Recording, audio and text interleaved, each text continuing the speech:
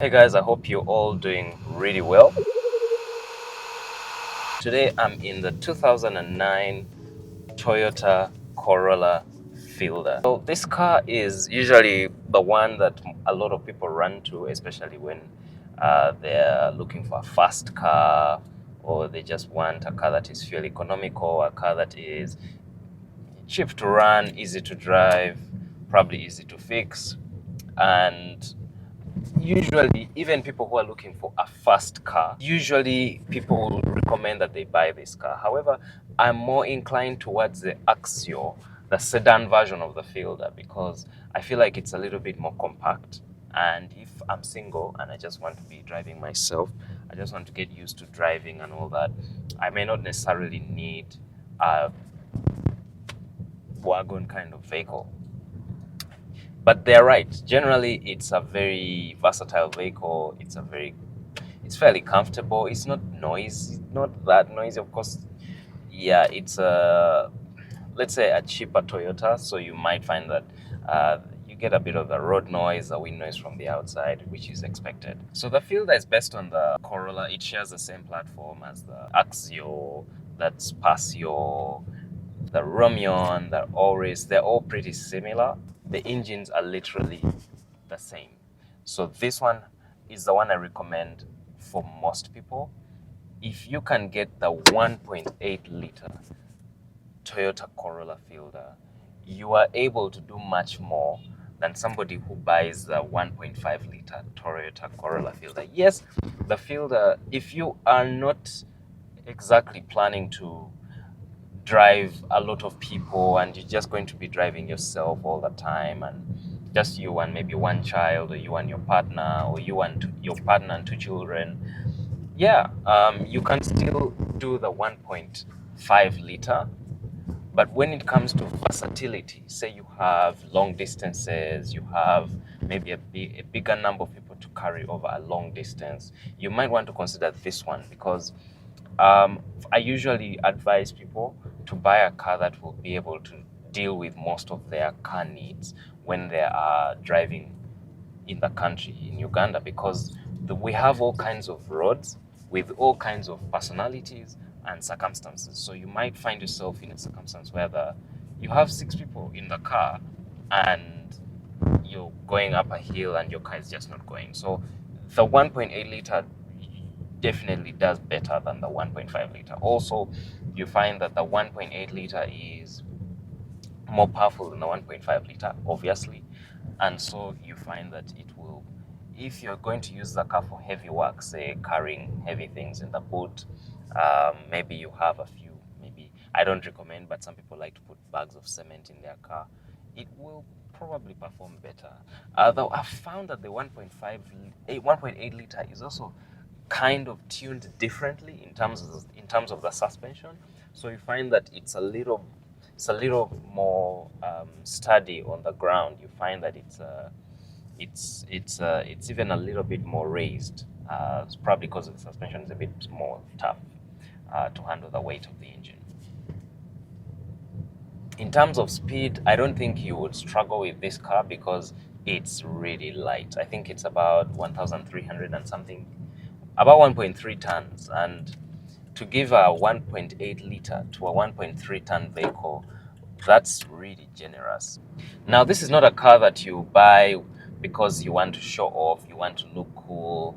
Of course, if it were me, I would look for this car in a deep blue or a black, and it would really turn the eyes a bit more, or fairly better. But it's a car that you buy because you want to get from point A to point B, and that's mainly most of the lightweight Toyotas. They are really utilitarian, and their basic role is to get you from point A to point B. From 2009, Toyota changed the design of the Toyota Fielder a little bit, so you'll find that the lights at the rear look slightly different, and the front bumper is also slightly different. It was just a minor adjustment to the design, which I feel, yeah, it was worthwhile. It makes it look a little newer. However, I don't think anything changed internally in terms of the engine and suspension. Probably everything remained the same. If you're on the market for a Toyota Corolla Fielder of this kind of engine, you might find that it is in the ranges of 32 million to going up, depending on the year of manufacture. And this is definitely in that range as well. The car comes with a few nice features depending on the version that you buy. Like this is almost top of the range version, which we got for our client. Meanwhile, we are on the way to deliver this car to the client, the person who actually shipped in this car using Africa's UG. This one has got the sunroof on the top, and yeah, it opens and closes, and it's got the courtesy light, so as you walk towards the car in the night, you find that the interior ambient lighting will come on, sort of to show you, oh, welcome. The push start ignition, which I believe is very necessary. It's got automatic aircon. This has also got, of course, airbags. So I think it's got 2 airbags. That's the 2 front airbags. I don't think it's got airbags on the seats. No, it has got just 2 airbags at the front. This is not a car that you want to drive super fast as well. And why would you? Because I don't think it's made for that. Yes, you might be able to do airport runs, and I would recommend this also as a very good car for business. It's very, very, very capable of doing that, and that 1.8 liter does it just perfectly. It's the same engine you're going to find in the Wish and in the ICs and all those minivans that have the 1.8. This engine is the 2ZRFE. So one thing you want to make sure you do is use very high quality engine oil and service the car in time, because when you play around with the servicing schedule, you affect the operation of the variable valve timing. And this has got dual VVTi, so it's got it adjusts the valves both on the intake and the exhaust valves, so that makes it very economical. On average, I've been doing about 17 kilometers to the liter, which is good. I mean, for 1.8 liter, that's pretty cool. Now, you might ask me, what would make me buy the Corolla Fielder? If I need a car for business and I want to haul people probably around town, say Uber, take them to the airport and back, this would be a very good option. If I want, because of the boot size, if I want to also get a car that is just really effortless in terms of maintenance, reliability, and I just want to lay low under the radar. I don't want to show off my money. I don't want to show off that I can actually afford something bigger. I don't really have crazy roads that go to where I live. The roads are manageable. There might be a few humps, potholes, ridges, gullies, but it doesn't necessarily need a 4-wheel drive vehicle. This is okay. There are always spare parts available, shock absorbers are available, bushes are available in all kinds of qualities and all kinds of prices. So you could easily get around with something like this. Nothing major goes wrong with these cars. You just want to make sure you get the correct mileage when you're buying this car, or any car in Uganda, because some people get issues with their cars because they buy them with adulterated mileages. So you find that, I mean, a car which would have done a very good job doesn't perform as expected just because the mileage is already high, and at that high mileage there are certain engine components that would have required replacement, but because you don't know, you keep driving, and over time you find that the car starts to fail.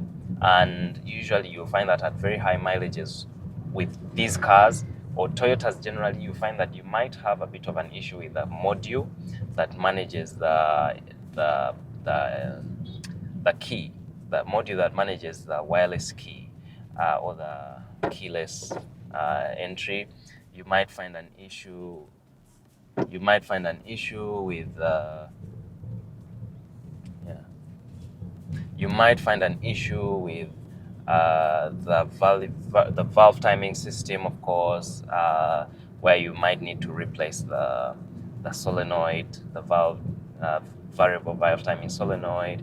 You might have an issue with the transmission, especially if it has not been well looked after, and yeah, issues like those in general, which happen to every vehicle. Now, this engine, of course, is equipped with a timing chain, so you have to, it's maintenance free. You won't have to replace it.